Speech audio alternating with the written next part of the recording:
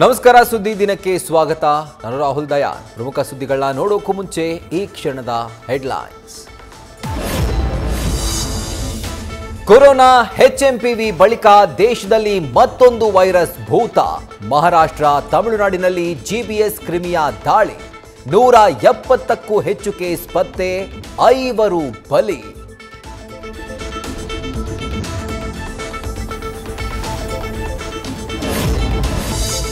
ಶೀಘ್ರದಲ್ಲೇ ಬಿಜೆಪಿ ರಾಜ್ಯಾಧ್ಯಕ್ಷರ ಹೆಸರು ಘೋಷಣೆ. ಹೈಕಮಾಂಡ್ಗೆ 1 ವರ್ಷದ ರಿಪೋರ್ಟ್ ಕಾರ್ಡ್ ಕಳಿಸಿದ BYV. ಪಕ್ಷ ವಿರೋಧಿಗಳ ಆರೋಪಗಳಿಗೆ ವಿಜಯೇಂದ್ರ ಟಾಂಗ್.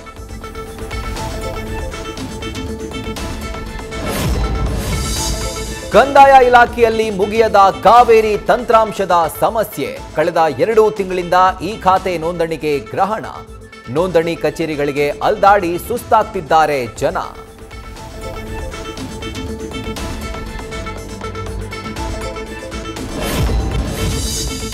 ಅಮೆರಿಕಾದಿಂದ 104 ಅಕ್ರಮ ವಲಸಿಗರು ಭಾರತಕ್ಕೆ ಗಡೀಪಾರು. ಕೈಗೆ ಕೋಳ, ಕಾಲಿಗೆ ಸರಪಳಿ ಹಾಕಿ ಕಳಿಸಿದ್ದಕ್ಕೆ ಸಿಡಿದೆದ್ದ ವಿಪಕ್ಷಗಳು. ಮೋದಿ ಫ್ರೆಂಡ್ ವಿರುದ್ಧ ಸದನದ ಹೊರಗೂ ಒಳಗೂ ಆಕ್ರೋಶ.